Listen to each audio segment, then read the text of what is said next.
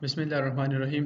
Simple login system, आज हम simple login system बना रहे हैं। ठीक है, जो आप कल कह रहे थे कि डेटाबेस के साथ फिर ये कैसे होगा, फलां फलां, ये सारी चीज़ें इंशाल्लाह डिस्कस कर रहे हैं। इसके बाद फिर कम्प्लेक्स बनाएंगे। ठीक है, और देखते हैं क्या होता है। फर्स्ट ऑफ ऑल तो आ जाए आप ज़ैम्प सर्वर जहाँ पे भी इंस्टॉल है तो वहाँ पे ज़ैम्प सर्वर में htdocs के अंदर आ जाए एंड क्लास 3 to 4 में 8th क्लास और आज 9th क्लास, और 9th क्लास में से एक इंडेक्स पेज बनाएं, इंडेक्स डॉट php के नाम से ht कंट्रोल स्पेस, और यहाँ पे सिंपल लॉगिन सिस्टम का नाम दे दें। बेसिकली यहाँ से हम एक बनाएंगे सिंपल लॉगिन सिस्टम। तो इसके लिए चलो मैं बूटस्ट्रैप के लिंक्स भी ले लेता हूँ। Okay fine.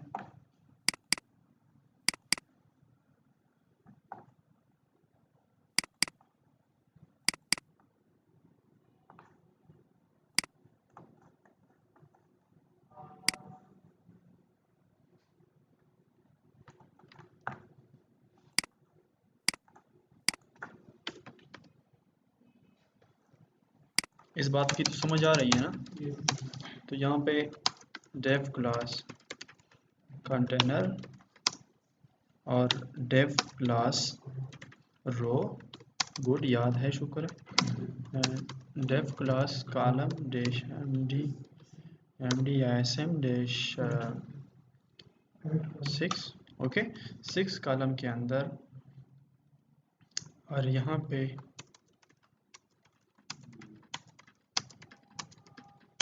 या इनको कुछ तरीके से नीचे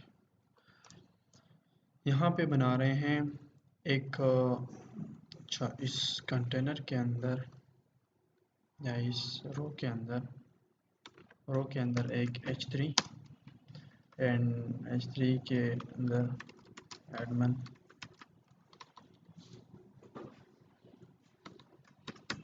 एडमन लॉगिन फॉर एग्जांपल। ठीक है, और इसको अपने क्लास का नाम देना है text dash center and text dash success. एक पैराग्राफ ले रहा हूँ, please fill out the form to login. Okay, और इस पैराग्राफ को भी क्लास टेक्स्ट सेंटर दे रहा हूँ एंड टेक्स्ट को इसी तरह छोड़ दें। ओके, लेट्स सी, यहाँ पे एक फॉर्म लेते हैं।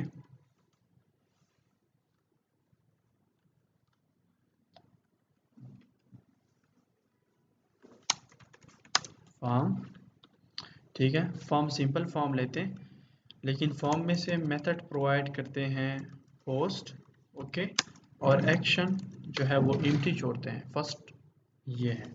इसके बाद जो है वो कौन सा फॉर्म लेते हैं, वर्टिकल फॉर्म बाय डिफ़ॉल्ट जो फॉर्म है, तो उसके लिए हम लेते हैं फॉर्म डैश ग्रुप। ठीक है, फॉर्म ग्रुप के अंदर फिर क्या बन करते थे, लेबल। ठीक है, लेबल को कोई नाम देते जैसे कि यूज़र नेम। ठीक है, और इसके बाद इनपुट टाइप टेक्स्ट देते हैं यूज़र नेम के लिए, और यहाँ पे क्लास क्या देंगे, क्लास इनपुट को। Yes, very good, form control. Okay, इसके अलावा प्लेस होल्डर भी आप दे सकते हैं, रिक्वायर्ड भी आप दे सकते हैं, सो ऑन, वैलिडेशन लगा सकते हैं इस पर। प्लेस होल्डर क्या है, यूज़र इंटर से निकले। ठीक है, यूर यूज़र नेम जस्ट, ये प्रोफेशनल है। ठीक है, या सिंपल आप वो भी लगा सकते हैं। तो ये हो गया। इसके बाद एक और डिवीज़न ले लें, डिवीज़न को क्लास दे दें फॉर्म ग्रुप, और फिर लेबल, पासवर्ड प्रोवाइड करें, और यहाँ पे इनपुट टाइप पासवर्ड, क्लास क्या, form control, place holder password. या यूर पासवर्ड। ओके, इसके बाद यहाँ पे ले सकते हैं आप एक इनपुट टाइप सबमिट, और नाम भी आप दे सकते हैं सबमिट, वैल्यू भी आप दे सकते हैं, वैल्यू भी दे सकते हैं लॉगिन। ठीक है, control S, everything is set up. Let's try, इसको फर्स्ट ऑफ ऑल देखते हैं। Local host slash class 3 to 4 में से 9 क्लास, और 9 क्लास यहाँ पे क्लिक करें।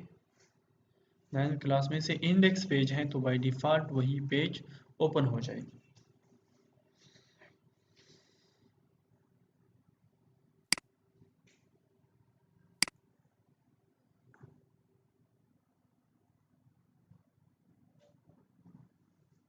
बूटस्ट्रैप लिंक की वजह से, और नहीं नेट बहुत ज़्यादा स्लो। यहाँ पे आप इसको क्लास का नाम दे सकते हैं,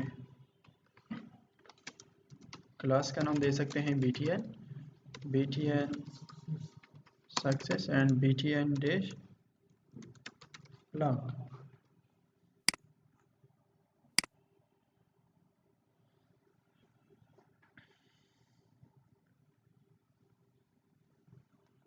ओके, तो यूँ ब्लॉक में आ गया इनके साथ।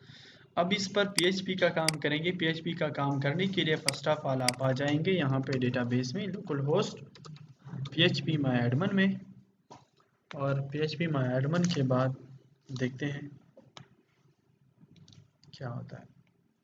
PHP माय एडमिन में क्लास 3_4 DB, इसमें से स्टूडेंट्स रिकॉर्ड, और इसमें से एक और टेबल बनाते हैं। एक और टेबल बनाने के लिए देखो क्रिएट अ टेबल यहाँ पे लिखा है, तो आप टेबल दे दें। ठीक है, जिस तरह के टेबल को आप नाम दे सकते हैं यूज़र अंडरस्कोर लॉगिन या यूज़र लॉगिन टेबल, ओके, या कोई भी नाम दे सकते हैं। इसमें से यूजली हम लेते हैं 3 फील्ड या ज़्यादा भी आप फिलहाल के लिए सेलेक्ट कर सकते हैं, बाद में खुद डिवाइड होते हैं। तो एक तो लेते हैं ID, ठीक है, ID। इसके बाद लेते हैं यूज़र नेम, यूज़र नेम यहाँ पे स्टोर होगा, ठीक है, और यहाँ पे पासवर्ड स्टोर होगा। आईडी को आपने ऑटो इंक्रीमेंट बनाना है, और ये ऑटोमेटिकली प्राइमरी भी यहाँ से सिलेक्शन हो जाती है। अगर नहीं होती तो आप प्राइमरी भी इनको सेलेक्ट करें। यूज़र नेम को आपने बनाना है वारचार, और यहाँ पे यूज़र नेम को भी आप यूजली 100 तक दे सकते हैं। पासवर्ड को भी आप वारचार, और इसको भी आप 100 तक दे सकते हैं, ओके वैल्यू। और इसके बाद इनको सेव करें। ठीक है, सेव करने के बाद हम यहाँ पे मैन्युअली डेटा इंटर करेंगे। ठीक है, कम्प्लेक्स एप्लीकेशन में फिर इसको भी डायनामिकली बनाया जाता है कि वहाँ से आप खुद यूज़र ऐड कर सके या एडमिन ऐड कर सके। ठीक है, इस तरह वर्डप्रेस में ये ऑटोमेटिकली होता है यूज़र मैनेजमेंट। लेकिन यहाँ पे हमारा एडमिन एक ही है सुपर, तो हम बाय डिफ़ॉल्ट ही इंसर्शन कर देते हैं। तो बाय डिफ़ॉल्ट इंसर्शन करने के लिए देखो यहाँ पे इंसर्ट लिखा है। इंसर्ट देखो आईडी में से आईडी तो ऑटोमेटिकली आ जाएगी। ओके, यहाँ पे यूज़र नेम में से इंसर्ट करो कोई user name, for example user name मैं इंसर्ट कर रहा हूँ एडमिन। ठीक है, इस तरह पासवर्ड में इंटर कर रहा हूँ एडमिन 123। ठीक है, और इस गो तो 1 रिकॉर्ड इंसर्ट हो जाएगा। ठीक है, ये यहाँ पे देखो ये क्वेरी ऑटोमेटिकली बन गई कि insert into user login table में से इंसर्शन करो, ID column, user name column, password column, और इनमें से वैल्यूज इंसर्ट करो। नल नल मीन्स आईडी ऑटोमेटिकली खुद इंसर्ट होगी। एडमिन, यूजर नेम में से एडमिन इंसर्ट करो, एंड पासवर्ड में से एडमिन 123 इंसर्ट करो। ठीक है, तो ये ही आपका SQL है। अगर आप इनको ब्राउज करें तो आप यहाँ से देख सकते हैं। अच्छा, मैंने 2 बार इंसर्शन की, तो आप एक डिलीट भी कर सकते हैं, नो प्रॉब्लम। तो देखो एडमिन 123 ये इंसर्शन हो गई है। अब इसके बेस पे हम कंपेयरिंग करेंगे, क्योंकि इसका पता तो सिर्फ मुझे होगा कि मैंने ये इंसर्शन की है या मैंने ये यूज़र नेम वगैरह प्रोवाइड किया है। तो अगर फ्रंट एंड से कोई यही चीज़ें इंटर करता है तो वो हमारे डैशबोर्ड में से या एडमिन पैनल में से लॉगिन हो सकेगा, ओके, अदरवाइज वो लॉगिन नहीं हो सकेगा। तो करते हैं यूँ कि फर्स्ट ऑफ ऑल इनसे वैल्यू गेट करेंगे। ठीक है, ताकि यहाँ पे कोई यूज़र नेम इंटर करे, यहाँ पे कोई पासवर्ड इंटर करे, लॉगिन पर क्लिक होने से ये चेकिंग करे कि यहाँ पे जो यूज़र नेम और पासवर्ड वो इंटर कर रहा है वो डेटाबेस में भी सेम है। तो अगर वो बराबर होते हैं दोनों, तो तब आप इनको रीडायरेक्ट करें, लॉगिन करें। ठीक है, तो इसको सेट करते हैं। फर्स्ट ऑफ ऑल तो आप क्या करते हैं, फर्स्ट ऑफ ऑल कनेक्शन यहाँ पे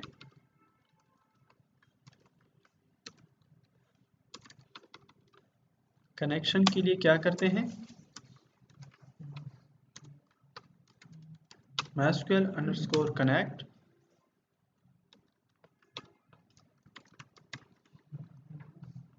localhost root and password empty,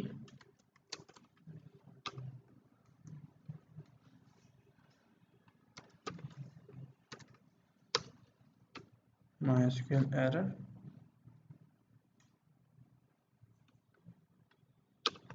इसके बाद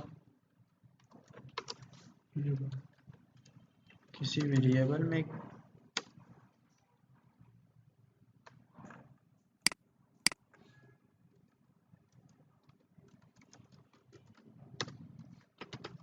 सेलेक्ट DB, तो DB कौन सी है, डेटाबेस को सेलेक्ट करें। देखो डेटाबेस आपका एक ही होता है लेकिन इनमें से टेबल डिफरेंट टेबल होते हैं। यहाँ से कॉपी करें,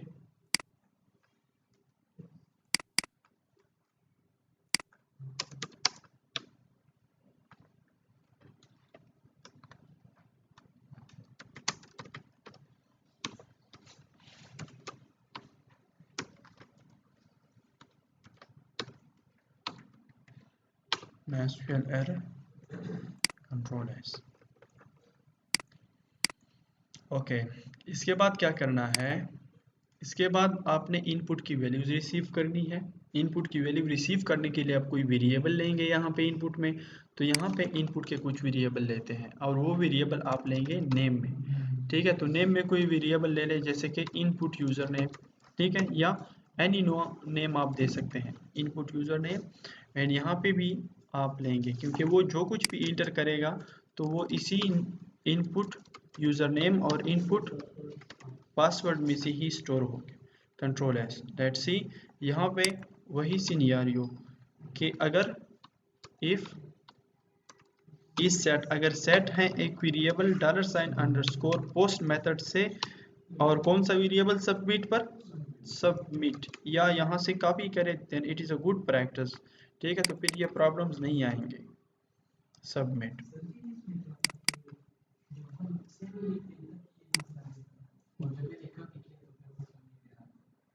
नहीं आपने कुछ खामखा गलती की होती।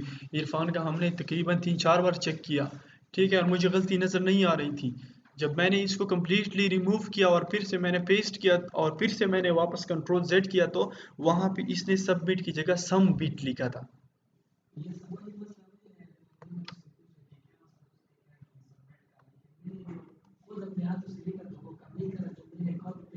नहीं, इस तरह हो नहीं सकता, सेम ही चीज़ है, सेम ही चीज़ प्रोसेस हो रही है। आपने ज़रूर कुछ, आपके आंख की जो है ना वो आपको धोखा देती है कभी कभी। मैंने इसका बहुत गौर से 3-4 बार चेक किया, मैंने कहा कहीं पे भी एरर नहीं है, ये क्या प्रॉब्लम है। तो मैंने सोचा जो चलो, क्योंकि मैंने इस पर डिबगिंग स्टार्ट की, जब डिबगिंग स्टार्ट की तो मुझे प्रॉब्लम यहाँ पे नज़र आया क्योंकि इससे आगे जो है वो प्रोसेसिंग नहीं हो रही थी। तो मुझे कहा कि इससे पहले के कोड में एरर है। तो इससे पहले की कोड में जब मैंने देखा तो यहाँ पे इस सेट में वो एरर को शो कर रहा था कि यहीं पे एरर है एग्जैक्टली। तो मैंने जब इसको फिर से चेक किया था तो सबमिट इसने लिखा था और मैंने सही चेक किया था।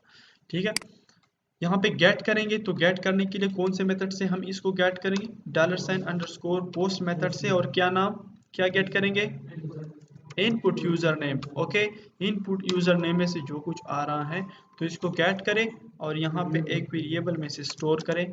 उस वेरिएबल को $, for example user name, just user name भी दे सकते हैं या यूज़र नेम वेरिएबल भी नाम दे सकते हैं। ओके, ये मैं यूज़र नेम वेरिएबल आपके लिए ही दे रहा हूँ, ठीक है, अदरवाइज हम सेम नाम लिखते हैं, यूज़र इनपुट यूज़र नेम, तो यहाँ पे इनपुट यूज़र नेम लिखते हैं फॉर इजीनेस, यहाँ से डायरेक्टली कॉपी पेस्ट कर देते हैं यूज़र नेम वेरिएबल। इसके बाद जो सेकंड है वो $, जो है वो पासवर्ड _ वेरिएबल में से स्टोर करो और यहाँ पे $_ पोस्ट मेथड से इनको गेट करो। किस चीज़ को गेट करो, इनपुट पासवर्ड को गेट करो। ओके फाइन, जब आप इनको गेट करो तो फिर आपने कंपैरिजन करनी है, ठीक है, आपने कंपैरिजन करनी है। तो कंपैरिजन कैसे करनी है, यूँ सेलेक्ट की क्वेरी चलानी है कि MySQL क्वेरी सेलेक्ट करो फ्रॉम जो आपका टेबल है, हमारा है यूज़र लॉगिन टेबल, वेयर अगर बराबर हो यूज़र नेम जो कॉलम है टेबल में, यूज़र लॉगिन के टेबल में जो कॉलम यूज़र नेम है, मतलब इसमें से जो डेटा है, ठीक है, जितना भी डेटा है अगर बराबर हो वही यूज़र नेम, जैसे कि एडमन जो इनपुट से आ रहा है, ठीक है, जो इनपुट से इसने इंटर किया, यहाँ पे हमने रिसीव किया, फिर एक वेरिएबल में से स्टोर किया। तो अगर ये दोनों बराबर हैं, एंड केस में ये होता है कि दोनों कंडीशन ट्रू होंगे। अगर आप लोगों ने DLD पढ़ी हो, डिजिटल लॉजिक डिज़ाइन, जिनमें से आर गेट थे और एंड गेट थे, तो आर गेट में से अगर एक कंडीशन भी ट्रू हो तो काम चलता था, लेकिन एंड कंडीशन में से दोनों ट्रू होंगे। तो मतलब ये है कि यहाँ पे भी आपके यूजर नेम और पासवर्ड दोनों ही बराबर हो, अगर इनमें से एक में से भी फर्क आ रहा है तो आपका सिस्टम जो है वो आपको एलाउ नहीं करेगा कि आप लॉगिन हो जाए। ओके,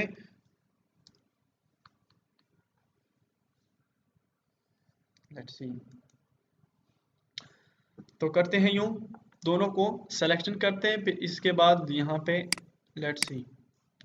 अच्छा, आप MySQL की क्वेरी चलाए, क्वेरी को आप यूँ लिखते हैं, ठीक, सेलेक्ट को आप स्मॉल में लिख सकते हैं, कैपिटल में लिख सकते हैं, फिर कह देते हैं कि सेलेक्ट स्टडी। जब स्टडी की बात आ गई तो मतलब टेबल में जितना भी डेटा है इन सभी को सेलेक्ट करो, एंड फ्रॉम कौन से टेबल से, जो हमने बनाया है यूज़र लॉगिन के टेबल, क्योंकि अब डिटेल्स जो है वो यूज़र लॉगिन के टेबल में से पड़ी हुई है। तो यूज़र लॉगिन के टेबल से सेलेक्ट स्टडी करो from user login table. Okay, VR class comparison के लिए यहाँ पे यूज़ होता है कि वीआर यहाँ पे जो टेबल में यूज़र लॉगिन के टेबल में जो नो आईडी नहीं, ये स्ट्रक्चर से मैं कॉपी कर सकता हूँ। अगर ये यूज़र नेम जो है यहाँ पे जो नाम आपने दिया हो तो वहाँ पे आप यही नाम देंगे। अगर ये यूज़र नेम बराबर है जो इनपुट से आ रहा है यहाँ पे, ठीक है, यहाँ पे डायनेमिकली हम बनाएंगे ना, शायद मैंने जाहिद इंटर किया हो, ठीक है, मैं गलत इंटर कर रहा हूँ, तो जो कुछ मैंने इंटर किया है यहाँ पे आ जाएगा, यहाँ से फिर इसमें से आ जाएगा। तो कंट्रोल C। तो मतलब ये है कि अगर यूज़र नेम जो डेटाबेस का मतलब टेबल का जो कॉलम है वो बराबर हो इस यूज़र नेम के, एंड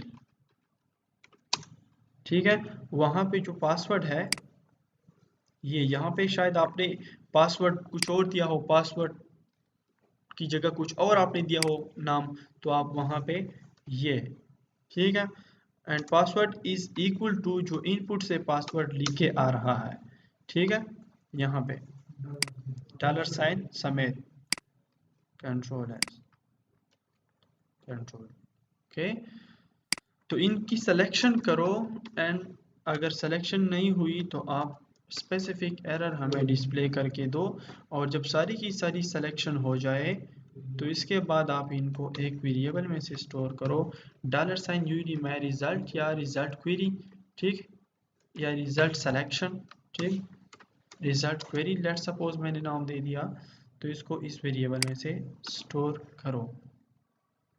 अब जब सिलेक्शन हो गई, ठीक, सिलेक्शन हो गई तो इसके बाद आपने फिर से चेकिंग करनी है, फैचिंग करनी है, और आपने एक वेरिएबल में से स्टोर करना है वो डेटा, सारा का सारा आपने फैच करना है, इसको एक वेरिएबल में से स्टोर करना है। यहाँ पे एक और चेक लगाना है कि if that data which is selected from a query if it is greater than zero, greater than zero का मतलब ये है अगर इसमें से एक रिकॉर्ड मौजूद हो, इस तरह ना हो कि वो एम्प्टी हो, अगर एम्प्टी है तो सिलेक्शन तो नहीं हो सकती, तो मतलब कि ग्रेटर देन ज़ीरो रिकॉर्ड होना चाहिए, इनमें से मस्ट एक रिकॉर्ड ज़ीरो से ज़्यादा होना चाहिए।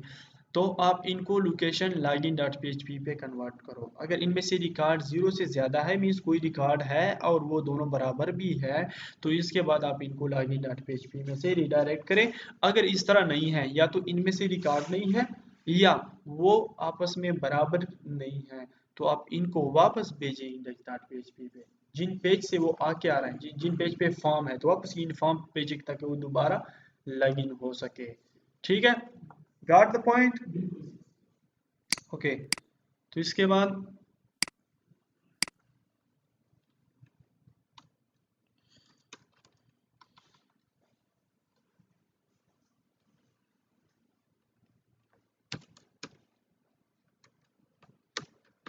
MySQL फैच करो, और कहाँ से रिकॉर्ड फैच करो? रिजल्ट क्वेरी से, क्योंकि यहाँ पे सिलेक्शन हो गई सारी की सारी, तो फिर कहता हूँ कि इसमें से स्टोर करो और इससे फिर आप फैचिंग करो। और फैचिंग मतलब सारा का सारा record $, for example final record के एक वेरिएबल में से स्टोर करो, ठीक है, या $नंबर ऑफ रिकॉर्ड में से स्टोर करो, ठीक है, $नंबर नंबर ऑफ रिकॉर्ड्स, ठीक है, मतलब कि नंबर ऑफ रिकॉर्ड्स की सिलेक्शन हो गई यहाँ पे। तो यहाँ पे फिर कह देते हैं कि if $number of records is greater than 0, तो फिर आप क्या करें, इनको एक पेज में से कन्वर्ट करें, इनको एक पेज में से रिडायरेक्ट करें, और उस पेज का हेडर और यहाँ पे लोकेशन, और लोकेशन अब हम पेज बनाएंगे login.php, या इन केस जब हम एक्चुअल वेबसाइट बनाएंगे तो यहाँ पे वो पेज देंगे जिन पेज में से सारे के सारे पेजेस की सेटिंग पड़ी हो, मतलब डैशबोर्ड, जहाँ से कोई इमेजेस ऐड करता है, स्लाइडर ऐड करता है, या टीम डिटेल्स ऐड कर सकता है, या जो एडिटिंग डिलीटिंग सारा का सारा कुछ जो कंट्रोल होता है, तो उसी पेज में से लॉगिन करो, ठीक है। जिस तरह के आप किसी को कंट्रोल रूम के अंदर अलाउ कर देते हैं, जब इनकी सारी की सारी चेकिंग हो जाए तो कंट्रोल रूम के अंदर जाए और वहाँ पे वो कोई भी चीज़ कंट्रोल कर सकता है। फेचिंग बेसिकली ये काम कर देता है कि यहाँ पे सिलेक्शन हो गई, तो शायद यहाँ पे 3 रिकॉर्ड हो, 4 रिकॉर्ड हो, तो एट द सेम टाइम हम वो सारा का सारा रिकॉर्ड डायरेक्टली हम शो नहीं कर सकते, या इनको कंपेयर नहीं कर सकते, या इनको इन पे ऑपरेशंस नहीं कर सकते। फॉर दैट पर्पस हम सारा रिकॉर्ड दे देते हैं एक वेरिएबल को, फिर उस वेरिएबल में से सारा रिकॉर्ड पड़ा हुआ है, तो उस वेरिएबल से हम रिकॉर्ड फैच कर देते हैं, ले लेते हैं, लेकिन 1 बाई 1 रिकॉर्ड यहाँ पे फैच होता है, जिस तरह एरे में होता है, ठीक है। तो ये फैचिंग कर देते हैं एरे से, ठीक है, क्योंकि एरे में मैंने पहले भी बताया था कि एरे से सारा का सारा रिकॉर्ड आप at the same time show नहीं कर सकते, ठीक है। तो इससे हम एक एक रिकॉर्ड, अब देखो 1 रिकॉर्ड की कंपैरिजन हो रही है, ठीक है, और यहाँ पे भी 1 रिकॉर्ड की कंपैरिजन होगी, क्योंकि वन टाइम आप यूजर नेम और पासवर्ड को इंटर करेंगे, ना कि आप 3 डिफरेंट पासवर्ड और यूजर नेम को ट्राई करेंगे। तो इसकी फैचिंग हो गई। इसके बाद नंबर ऑफ रिकॉर्ड्स अगर ग्रेटर देन 0 है, ठीक है, तो इसके बाद आप क्या करें, इनको रिडायरेक्ट करें हेडर लोकेशन इसी पे, और अगर इस तरह नहीं है, अगर एल्स है, तो फिर आप इनको हेडर और यहाँ पे लोकेशन, इनको वापस ही इसी पेज पर भेजो, वापस इसी पेज पर भेजो, index.php control S, okay fine, ठीक है जी, ये आपका लॉगिन है। अब यहाँ पे यूँ करते हैं कि चलो लेट्स सी, देखते हैं। अब लॉगिन डॉट पीएचपी हमने बनाई नहीं, लेकिन वहाँ पे यूआरएल में हमें शो होगा कि ये लॉगिन डॉट पीएचपी पे आप गई।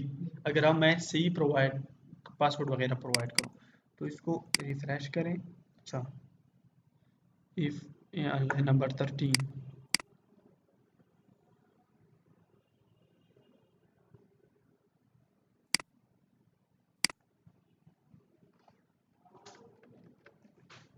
ओके,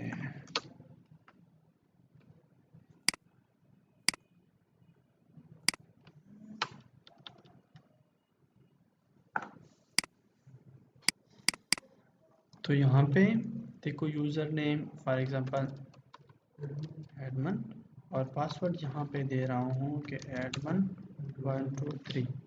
तो अगर ये लॉगिन डॉट पीएचपी पे गई, इट मीन्स काम सही कर रहा है, ठीक है। इसके बाद अब लॉगिन डॉट पीएचपी हम बनाएंगे, मतलब ये डैशबोर्ड की पेज होगी लॉगिन डॉट पीएचपी। अब मैं गलत प्रोवाइड कर देता हूँ, for example Edmund 123 user name गलत हो गया, इनमें से एक भी गलत हो गया और यहाँ पे कुछ और, तो ये इसी पेज में से मुझे कुछ नहीं करना, कहीं पे भी नहीं जा रहा। तो आप यूँ भी कर सकते हैं कि यहाँ पर एक अलर्ट भी शो कर सकते हैं, ठीक है। Control x eco script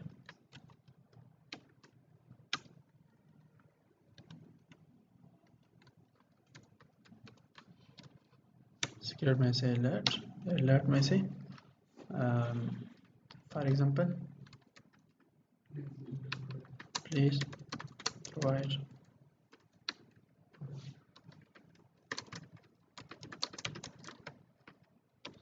password.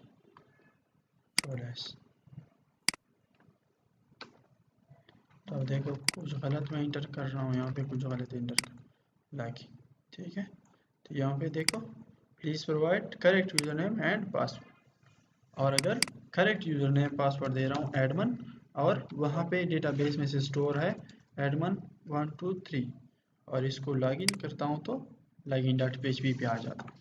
तो अब मैं यहाँ पे एक पेज बना देता हूँ और उस पेज को नाम दे देता हूँ क्या, login.php, login.php को for example home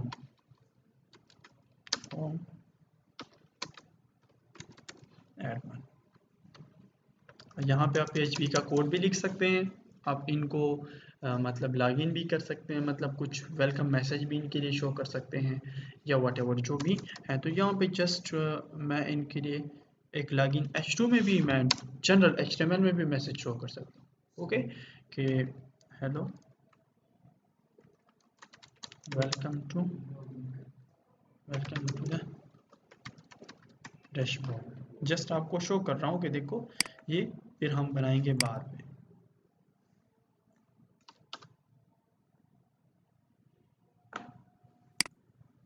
ninth class यहाँ पे फॉर एग्जाम्पल एडमन